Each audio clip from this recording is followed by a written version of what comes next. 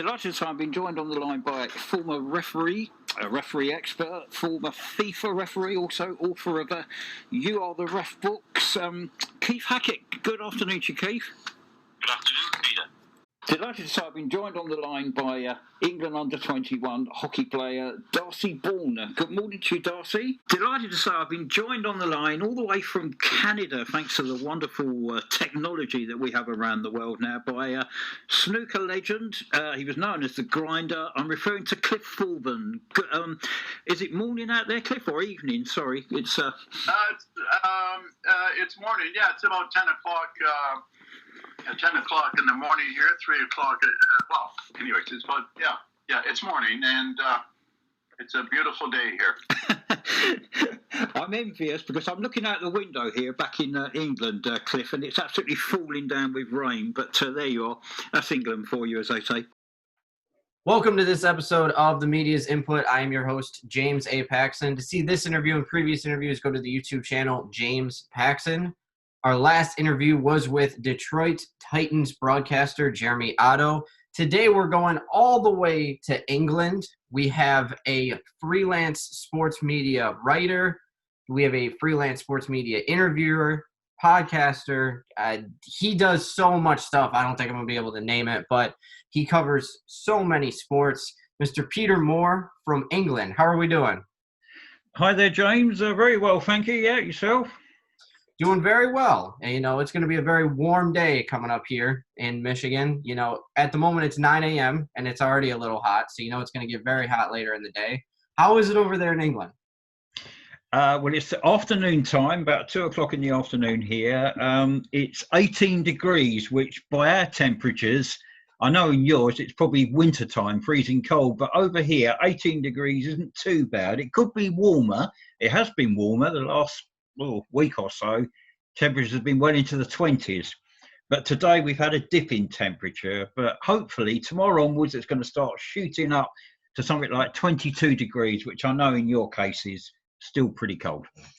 Well, for now, during wintertime, 18, 22 is pretty normal around here, and sometimes it'll get colder than that. So it's definitely not outside weather per se. I don't think you're going on many walks right now. Definitely not. Oh, I wouldn't think so at all. How is your area of England handling the coronavirus? We're getting there, James. It's been difficult the last 3 months. The easing off of the lockdown has helped over here, but that's only taken place probably about 3 weeks now. So, but it has helped. People have been beginning to get out more. They're beginning to go to houses now, which at one time we weren't allowed to. Beginning to see more people. Still obeying social distance, which originally started off as 2 meters, but now, government being now, have decided to ease that down and make it a minimum of 1 meter plus. So really it's between 1 and 2 meters. The problem is, over the weekend, they decided to open up sort of pubs, which have been closed here for a long time. And as would be the case with most people who fancy a drink, they all decided to converge on pubs and everywhere around London and Surrey and England. And social distancing after about 2 or 3 drinks, James, as you probably guessed, sort of completely goes out the window, really. Everyone totally and utterly forgets all about social distancing. What was that again? How many meters was it? How many inches? And unfortunately, we have seen rather large crowds of people developing, not social distancing like they should do. But that was probably to be expected, actually. So if that could be improved, it would help. But the figures have slowly but surely come down, which is a good sign, although they're still not right down to under single figures in certain areas, which obviously is still a bit of a concern, really, more than anything. But it's a lot better than it was, but it's still not 100% perfect. Yeah, in the state of Michigan, the governor here, they opened bars and restaurants for people to go into. Due to the increase of coronavirus cases, they've closed down bars now. So maybe that will happen over there if the cases get too bad. But since last week, they said you're not allowed to go in bars anymore because too many people were going in. Well, I think that's going to. You're right, James. I think eventually that will happen over here. They decided to unlock the restrictions, so to speak, make it a bit easier on the proviso that if the cases did start reverting back to quite a high number, then eventually they will then go back to what we had before with shutting businesses, bars, restaurants, etc. as well. So yeah, I think eventually you're right. That could happen over here. For obvious reasons, people wouldn't like that, but unfortunately, that could well be the case. Yeah. Are people wearing masks over there quite frequently? It's not compulsory. No, it's up to the individuals more than anything. Having said that, on public transport, up until recently, it wasn't compulsory, but in the last few weeks, it has turned compulsory. So now, when it comes to public transport, yes, in England, you do have to wear a mask. But if you go outside, it's not compulsory for you to go to physically wear a mask. I mean, that's down to the individual more than anything. Although, having said that, if you're going to hospitals and doctors' surgeries, etc., as well, then yes, you have to wear a mask. Yeah. So it should be, I think. I think it's not that hard, and if you want to go out to places, just put the mask on your face.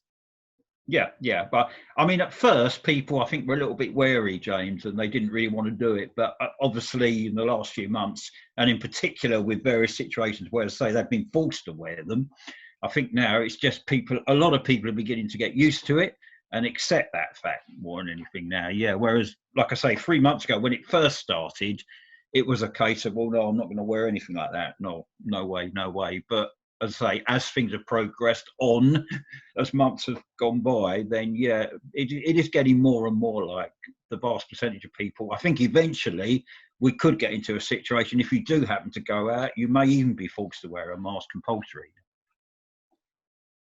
Peter, talk to me about your educational and professional history and how you got to the point now where you're interviewing a bunch of people and you're covering a whole bunch of different sports. How did it begin? Why did you want to get into this career? Well, it began a long time ago, because I'm in my 60s, James. I'm not a spring chicken, it has to be said, admittedly. So you can tell it was a long time ago. No, when I was at school, again, a very, very long time ago with my old school days, I did enjoy radio. I was always, a radio type person more than anything. And I used to be fascinated with radio. I was fascinated by sport, and I suppose the two of them mixed in together. So I left school. I didn't have any degrees. I didn't go to university or anything at all like that. I'll be honest with you, in my old school days, a long, long, long time ago, I was only too keen to get away from school and try and go out and get, as my father always used to say, go and get a decent job or whatever, or try to, which didn't quite work out that way, but still. At least I wanted to try and get out, but at the same time, I wanted to try and get into radio because, as I said, it's all been a passion of mine, even when I was a young kid, going back into my teens as well. I started off basically trying to get into what they call hospital radio, which was a form of broadcasting to hospitals, broadcasting to patients, which I thoroughly enjoyed. And then from that, as the sports side more came into it, I wanted to try and turn my hand into doing sport, okay, for hospital radio, and then progressing into community-based radio stations, which gradually came in this country quite a while ago. And I started off on a few of those. I started helping out there. I then helped out on a few BBC local radio stations, which is the main TV and radio broadcaster over here in England, which I thoroughly enjoyed, and I've always volunteered and wanted to start doing stuff. And then I just progressed from there. I started then putting together a website, which has proved to be very successful. And then I started off by doing interviews, sports reports, features, blogging, all sorts of stuff, really. And it just grew and grew and grew. It's taken a long time, but obviously I've had a fair few years of this particular line of work, shall we say, actually. But yeah, it's been very enjoyable. Who were one of your favorite people to listen to on the sports side of radio back then? Well, God, going back a long time ago, it used to be a guy called Brian Butler. You may or may not have heard of him. I think you're far too young, James, having said that, but or you look young anyhow. He was very, very good. He was on radio, that was sport radio. But a lot of the time it was on television more than anything, sports television people more than anything. But certainly on the radio, there's always people like Brian Butler. And that's going back a long, long time as well. I used to like a lot of the old cricket commentators as well. Tony Cozier was a wonderful man that I'd always listened to for many, many years. I was fortunate enough to have the pleasure of actually, when I was at one of the cricket places, meeting him quite a long time ago, and he was a really, really nice man. And I suppose I grew up listening to his cricket commentaries back in the day. Unfortunately, he's no longer with us, but he was a real good broadcaster that I used to really look up to more than anything as well. And Barry Davies, who's probably my all-time idol. He was a television sports person. James, he was renowned in this country, worldwide actually. He covered every major event. It was normally Barry Davies who was there.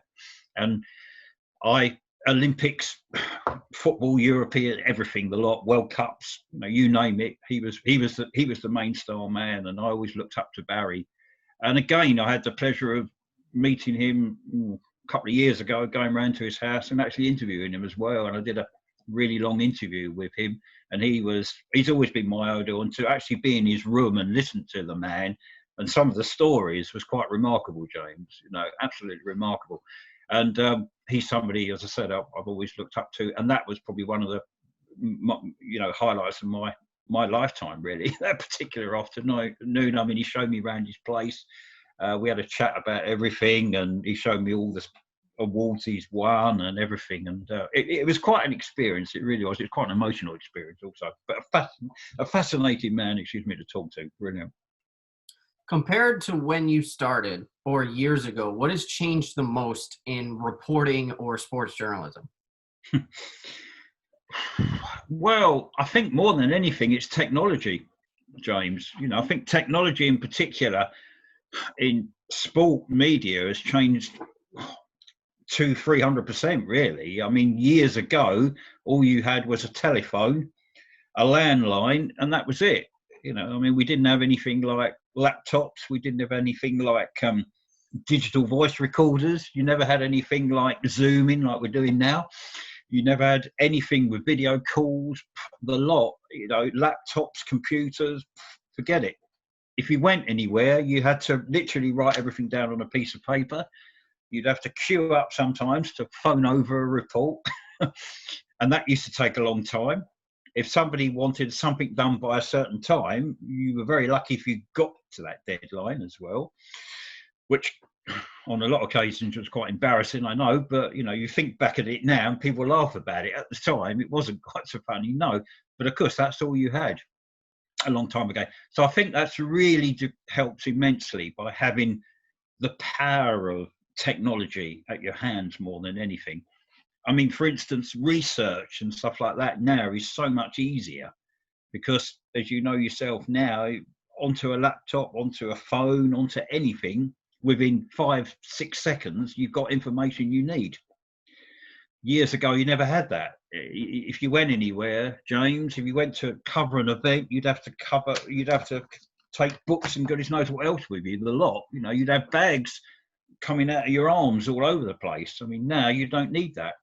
So I feel that's made a massive amount of difference. Technology all around has made a difference, certainly. But I think when it comes to sport media in particular, those times have really, really changed.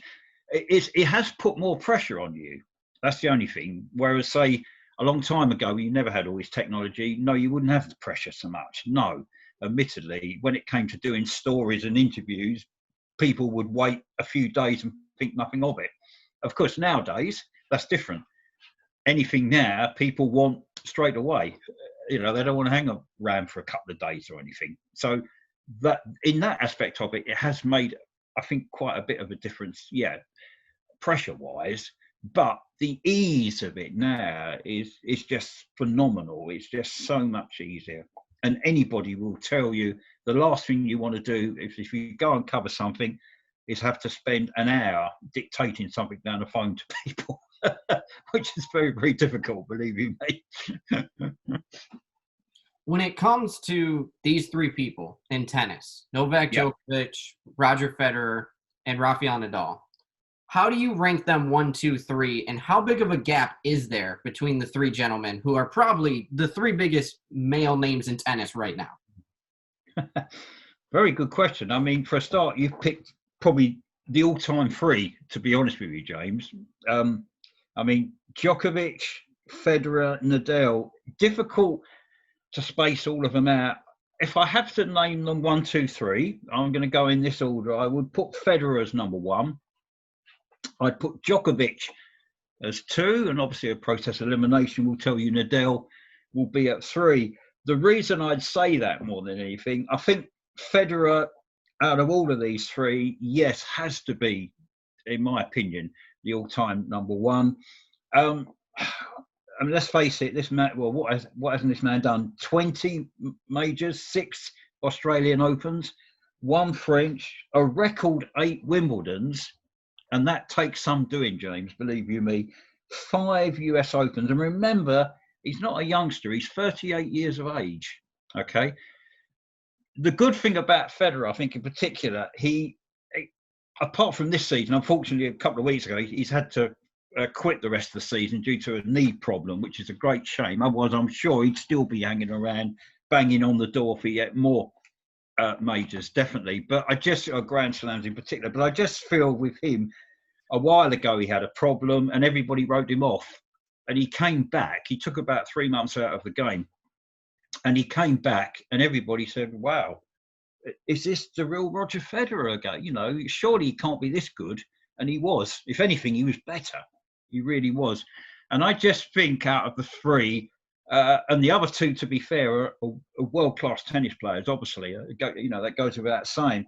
I just think Federer in particular, I would put a number 1. I would give Djokovic 2 because everybody likes Djokovic. Again, terrific record, 17 Grand Slams, remember, 8 Australian Opens. He's won Wimbledon 5. He's not far off of Federer's record. No, he's still got a little way to go yet. 3 US Opens, only just that 1 French Open. But again, Djokovic has proved time and time again. Some people have doubted him when his game's dropped, but he always comes back. And to me, that's a sign of a world-class champion. And Nadal, again, I'd put him out of the bottom of the 3, but still very, very high up. It has to be said, Rafael Nadal. Just that single Australian Open.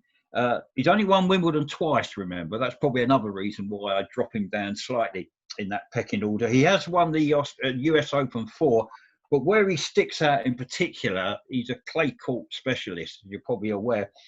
13 French Open titles. That is absolutely outstanding. I mean, unfortunately there isn't a French Open this year, as we all know, due to the situation at the moment, but if there was, I guarantee you he would be very, very strong favourite to probably even make it 14. He absolutely excels on clay. I mean, that is his favourite surface. We know that. He loves the French Open. He's virtually unbeatable, as I say. 13, in fact, he's won it the last 3 times.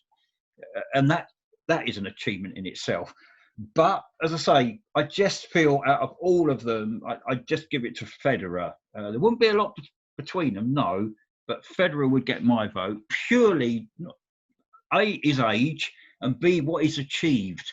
And even now you look at him, despite this injury aside, and he still looks as a young 38-year-old. He still looks like he will carry on for a few more years. I know people, as I said, people keep writing him off.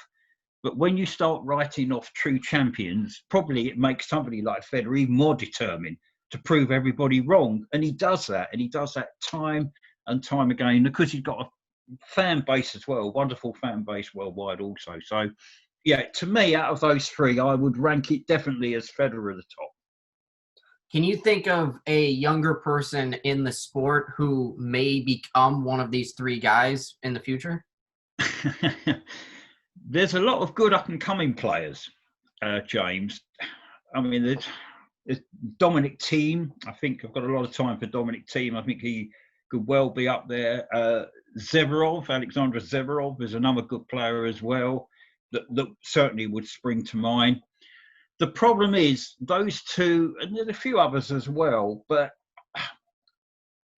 I personally think that it's going to take these type of players, even now, a long time to dispose the likes of Djokovic, Nadal and Federer. And when we're talking those three names, we're talking older players, remember. I mean, a few years ago, people were saying Djokovic, Federer, Nadal, those sort of players, there must be up-and-coming players. You know, they're getting far too old. They're going to reach their peak, and these players underneath them will get to a level of tennis that will eventually get them to win consistently Grand Slams. But you look at the names that I've just mentioned there in particular. I mean, Andy Murray as well over here in England. You know, I mean, obviously at one point he wasn't far off the top three. Having said that, he was probably fourth in the world. He was slowly but surely getting up, and people then were saying at a time he could actually dispose the likes of Federer and Nadal as well. But injury affected him, which it has done now, in particular as well. So I can't see Murray even getting into the heights of that back, no, as well. So yeah, going back to your original point, there's a couple of names there, but I just feel even the likes of those, James, they are still, a long way off. Nishikori, another good player as well. But again, he's been touted as being a Grand Slam winner of the future, but that was 2-3 years ago. And he still hasn't really got high up in those rankings. So it's looking, I know some people might find it boring, but probably the next few majors are probably still, I reckon, going to be dominated by those three names I've just mentioned. I really do feel that, because the reason why I think in particular is the fact that it's consistency. And a lot of these players, these good young players, possibly will win or do very well in one tournament, James, but they're not consistently winning majors, get into quarters, get into semis, get into finals. And of course, this is what makes those three, Djokovic, Federer and Nadal, a long way clear of anybody else. Because to be fair to them, when it comes to big tournaments, big majors, the winner is normally out of those three. And it has been for a very, very long time. That just proves you there's a golfing class, shall we say, between those three and the so-called up-and-coming names. But in order for them to overtake those three, as I said, it's all about consistency, James. They've got to be playing consistent tennis. They've got to keep a very, very high level, which sounds easy, but it isn't. And those three constantly keep that high level up. And that's the big difference. What is the hardest tennis major to win and why? I would plump for Wimbledon. The simple reason is that it's played on grass. Now, grass is an entirely different surface than clay or hard court as well. And, all right, ask Roger Federer, he'll say, well, no, I find it the most easiest tournament to win because I keep winning it, which is fine. But, at the end of the day, he knows how to play grass. But, no, all joking aside, I generally feel that's the hardest. Because of that reason, that all the other majors have played on clay or hard courts, which it's a tough surface, true, but grass is even harder. The way the ball changes, everything about it. If you're a good clay court and a hard court player, you've got to be really special to be a good grass court player. And again, that's why so many good players have won everything except Wimbledon, or haven't won Wimbledon very often because of that reason. They find it very difficult to adjust to grass. So I think out of all of them, the hardest, definitely, by far and away, is definitely Wimbledon.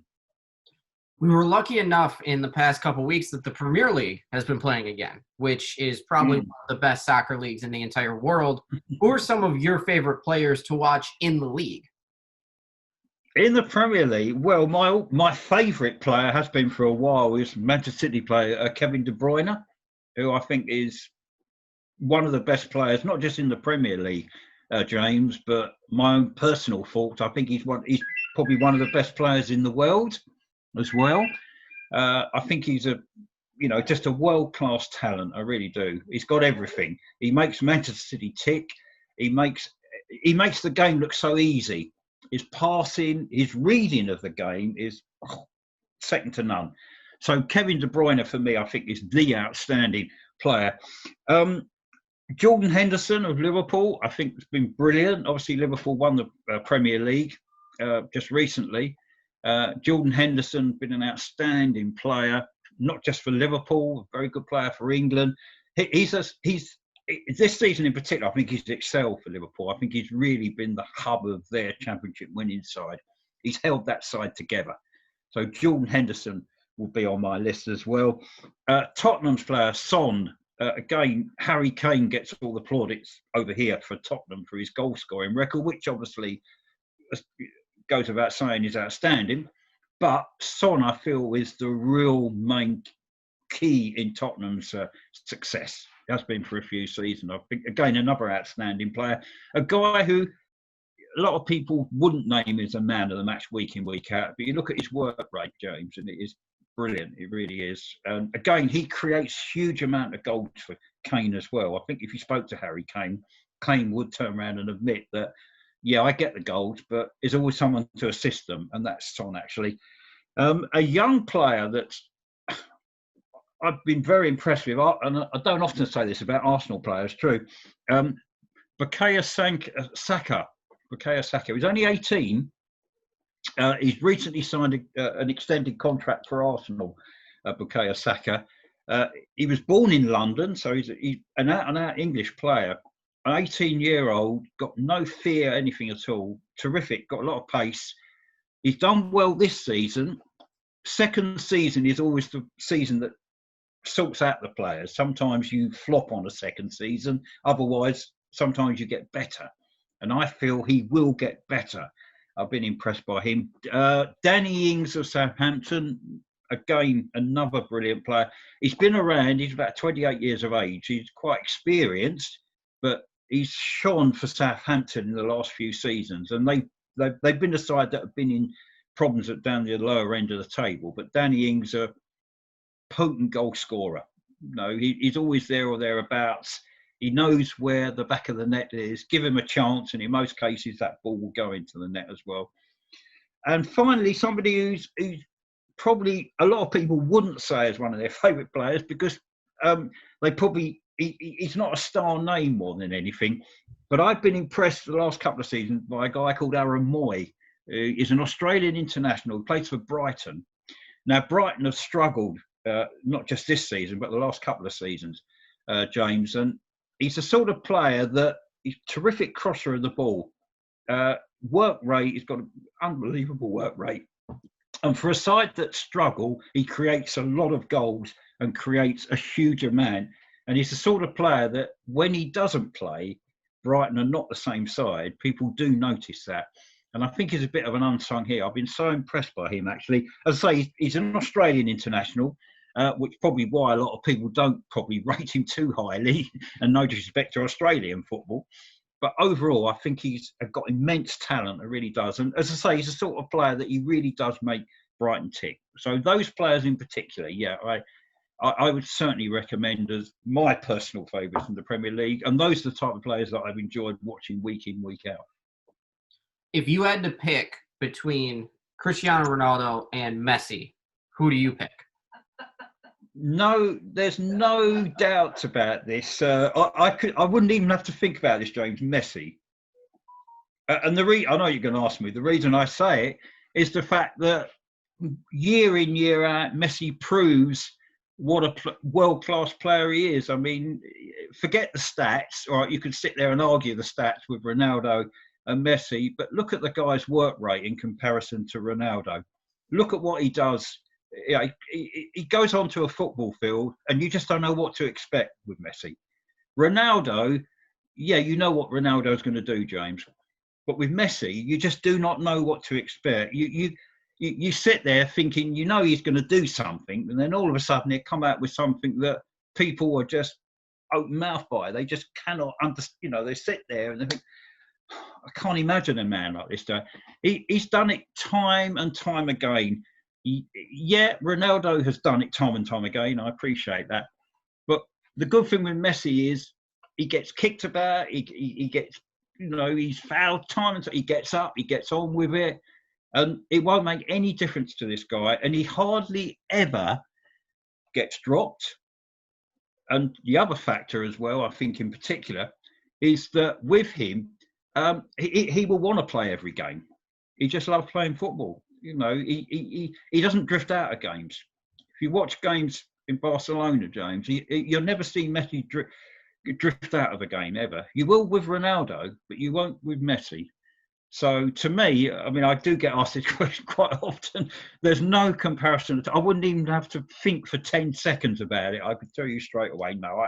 Messi is head and shoulders. He's one of the best footballers I've ever seen in the whole wide world. And I include Maradona and George Best and various other names. But to me, Messi is, well, head and shoulders above any of those and always will be. I don't think in my lifetime, possibly yours, but in my lifetime, I don't think personally I will ever see a better player than Messi. No. When it comes to this season of the Premier League, which team will finish with the best record in your opinion? Chelsea, Manchester United, or Wolves? You've picked three good sides there, James. Out of the three, I feel generally Manchester United. The reason being is since the return of the lockdown, they started off an awful lot better than Chelsea and Wolves. And don't get me wrong, Chelsea and Wolves have done well. But United have got the momentum at the moment. They really have started off exceptionally well. They've got an outstanding youngster in Mason Greenwood. They've got they signed Bruno Fernandes, who's proved to be an absolute revolution and a steal at how much they paid for him as well. In particular, and now we're even seeing the best of Pogba. Paul Pogba, but before the lockdown break, we weren't seeing the best of him. Now Pogba's got a quality player to play alongside in Fernandes. You are now beginning to see the best of Pogba as well. So that's what Fernandes has brought out with Pogba as well, I feel. And I just think Manchester United are playing like a side now that are going to finish in the top four. They've got the belief. I think Ole Gunnar Solskjaer has blended together a very good side, full of experience and very good young up-and-coming players as well. And the difference is, yeah, they've got momentum, but they just seem to have this certain appeal that I think Wolves and Chelsea haven't got at the moment. Wolves and Chelsea are playing well. They're winning games, but I wouldn't say they're winning them with sparkling style. Whereas Manchester United are, they're beginning to look a very, very good unit, which next season I think could well be challenging for the Premier League. So obviously not this, we know it's all done and dusted, but I think next year they could do. So out of those three, James, yeah, I would definitely have to plump for Manchester United. I think Manchester United will finish higher than Chelsea and Wolves. I enjoyed listening to some of your interviews on SoundCloud, and I think it's really cool that you have a variety of different sports and different people in them. What are some of your favorite interviews you've done? I've done so many, it's difficult to say really. I mentioned earlier about Barry Davies. He would obviously have to be my all-time favourite because of the fact how welcome I was made by him, the fact I spent such a long time talking to him, and he's just a real gentleman. That's probably the best way to sum him up, James. Going back to cricket, I had the pleasure of interviewing Sir Vivian Richards, the West Indian Test cricketer. He was another gentleman as well. Yeah, it was a real honour. It has to be said, to speak to him, to actually be in the same room as him as well and sitting next to him as well. He was exceptionally good also. Trevor Brooking, former England international player, who's now Sir, by the way, sorry. Again, a nice chat with him. Again, another real gentleman. No, wouldn't say a bad word against anybody at all whatsoever. Rugby-wise, I've covered quite a bit of rugby, as you're aware, and Harlequins, which is sort of the local side that I've covered, they had a director of rugby, like a rugby manager called Conor O'Shea, who then went to Italy to be Italy's rugby coach. And Conor, again, an absolute joy week in, week out to speak to. You know, he's got a lot of time for people. Again, everybody likes him in the rugby world, and I had the pleasure, obviously, of going constantly speaking to him. He never ever get tired of me ringing up, and vice versa. You know, which is a great joy actually. Always an honest person. Would tell you the truth, whether a side was winning or losing, whether they were good or bad, whether they won ugly or nice. He'd always be honest about it. You know, so I've got a huge amount of time for him as well. And cricket-wise, going Sir Alistair Cook, who used to be England's cricket captain, named as Alistair Cook until he was recently knighted. Again, Alistair Cook, I've always got on well with him. In fact, I do hold a special thing about Alistair Cook because I was the first person ever to actually interview him. And that includes everybody. So that was a real honour. That was before he became literally famous. You know, but I saw potential there. And I was given the chance to interview him before he even got into the main Essex first team, which was quite an honour as well. And of course, I always look back on that as well. So that's another reason why he will be high on my list as well. But no, it's so difficult, James. I've had the real pleasure of interviewing so many people.